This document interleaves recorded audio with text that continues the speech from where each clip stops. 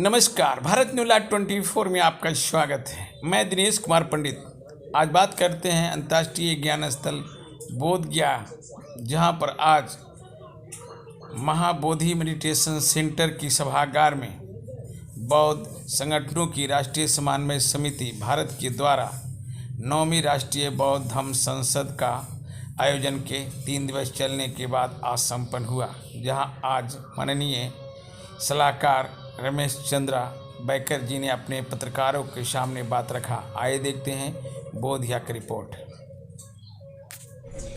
बौद्ध संगठनों की समन्वय समिति भारत की ओर से बोध गया में 3 दिवस से धम्म संसद चल रहा है। ये 9वीं धम्म संसद है। इस धम्म संसद में बौद्धों की जो समस्याएं, आम समस्याएं हैं, इस समस्या का उन्मूलन करने के लिए हम चर्चा कर रहे हैं। बौद्धों के जो तीर्थ स्थल हैं उनका रखरखाव, उसका मेंटेनेंस, उसकी सिक्योरिटी, उसका ब्यूटिफिकेशन और वहीं जो एमेनिटीज़ जो मिलनी चाहिए वो नहीं है।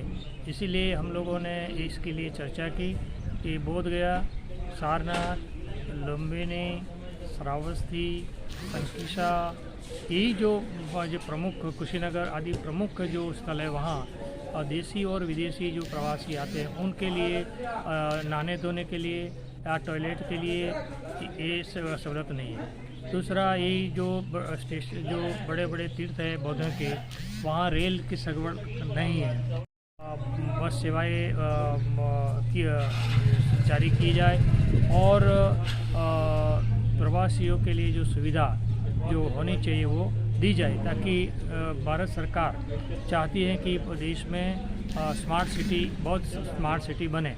तो बोध गया, सारनाथ, कुशीनगर, लुम्बिनी आदि और श्रावस्ती आदि जो बुद्धिस्ट साइट्स है, बुद्धिस्ट पिलग्रिमेज है, वहाँ उसको स्मार्ट सिटी के रूप में बनाया जाए।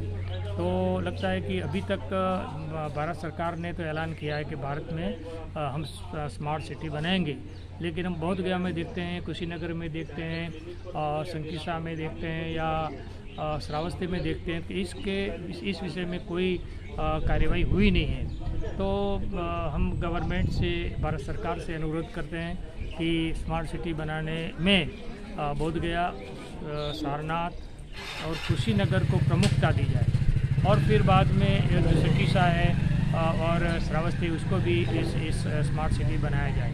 हवाई अड्डा वहाँ बनाया जाए, ताकि देश विदेश से बौद्ध उपासक उपासिकाएँ जो आते हैं इनको असुविधा ना हो, सहूलत मिले। और ये भी है कि बौद्ध धर्म मानव कल्याण के लिए है और सभी धर्मों के साथ अच्छा तालमेल, मैत्री रखते हुए ही ये धर्म के अनुयायी और धर्म के जो भिक्खु भिक्खुनी है वो चल रहे हैं। बुद्ध धर्म का किसी धर्म से कोई टकराव नहीं है, कोई झगड़ा नहीं, कोई विवाद नहीं। बुद्ध धर्म तो शांति, मैत्री, करुणा और भाईचारे का संदेश देता है। तो भारतवर्ष के लिए, भारत देश के लिए ये बहुत महत्वपूर्ण जो धम्म है कि इसके माध्यम से भारत में भूखमरी, भ्रष्टाचार और का भी हम दूर कर सकते हैं। इसीलिए जो बुद्ध का संदेश है, मैत्री, करुणा, उपेक्षा, ये फैलाने के लिए हम लोग प्रयास कर रहे हैं। बौद्धों की संगठन समिति के समन्वय के माध्यम से हम लोग भारत में लोगों को शीलवान, सदाचारी बनाने के लिए हम बरकस प्रयास करते हैं। अभी भारत देश के नागरिक जब शीलवान बनेंगे तो निश्चित रूप से भारत के भारत की जो मुश्किलें हैं, भारत में जो तकलीफ़ें हैं, वो सब ख़त्म हो जाएगी, ऐसा हमारा मानना है। इसलिए हमारा तो यही एक मकसद है कि भारत देश खुशहाल बने, भारत देश में सभी धर्मों के लोग एक साथ से मैत्रीपूर्ण व्यवहार करें, एक दूसरे को कोई काटे नहीं, एक दूसरे के साथ कोई झगड़ा ना करे। और सरकार को भी हम इस मामले में सहायता करने चाहेंगे कि सरकार को कोई नक्सलवाद जैसी या भ्रष्टाचार या कोई ऐसी जो देश में बुराई है वो कम हो जाए। इसीलिए हम पूरा प्रयास करते हैं। हमारा एक ही मकसद है कि भारत देश खुशहाल बने और भारत देश के जो नागरिक है खुश रहे, खुशहाल रहे, सुखी रहे। यही हमारा संदेश है, इसीलिए हम ये प्रयास कर रहे हैं। तो हम सरकार से, भारत सरकार से और स्पेशली भारत के प्रधानमंत्री नरेंद्र मोदी जी एक ऐसी व्यक्ति है कि वो जो अपने मन में ठान लेते वो करते हैं।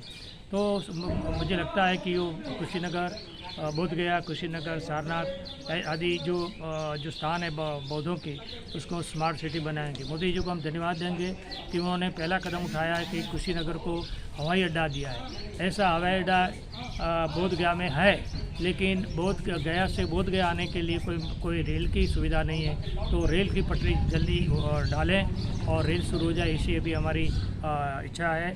तो हम मोदी जी से अनुरोध करेंगे कि ये काम जल्दी से शुरू करें और उनके भी यही उनका देश के लिए अच्छी भेंट होगी और देश के नागरिकों को भी अच्छा संदेश जाएगा। ये हमारा काम है और हम सरकार के साथ कदम मिलाते हैं। हम कोई राजनीतिक काम नहीं करते हैं, हम लोगों की सुखाकारी के लिए, लोगों के कल्याण के लिए हम काम करते हैं। हमने 18 बिंदु पर चर्चा की है और अब की बाकी के जो बिंदु है 4, इसके ऊपर हम आज चर्चा करेंगे और बाद में जो भी प्रस्ताव पारित करेंगे वो सरकार को भेजेंगे और सरकार को हम रिक्वेस्ट करेंगे कि जो हमारी मांगें पूरी करे और ये देश के कल्याण के लिए, देश के नागरिकों के सुख के और कल्याण के लिए। बोधगया के बाद आप फिर कहाँ निकल रहे हैं? बोधगया के बाद अभी हम लोग कोई ऐसा धम्म संसद, तो जैसे भारत सरकार का संसद दिल्ली में है, वैसे बौद्धों का संसद ये बोधगया, इसलिए हम अगला भी बौद्ध संसद बोधगया में ही आयोजित करेंगे। बहुत बहुत धन्यवाद। अपना परिचय ले लीजिए। परिचय बताइए। मैं रमेश चंद्र बैंकर, बौद्धों की संगठन समिति बोधगया का मैं राष्ट्रीय सलाहकार हूँ। मैं गुजरात से आया हूँ और गुजरात में बुद्धिस्ट और आम जनता को सिलवान बनाने के लिए हम एक एकेडमी भी चलाते हैं, गुजरात बुद्धिस्ट एकेडमी। इसका मैं जनरल सेक्रेटरी हूँ और हमारा काम ये देश के कल्याण के लिए ही करना है। यही हमारा एक पूरा मकसद है और कोई हमारा मकसद नहीं है। Thank you sir.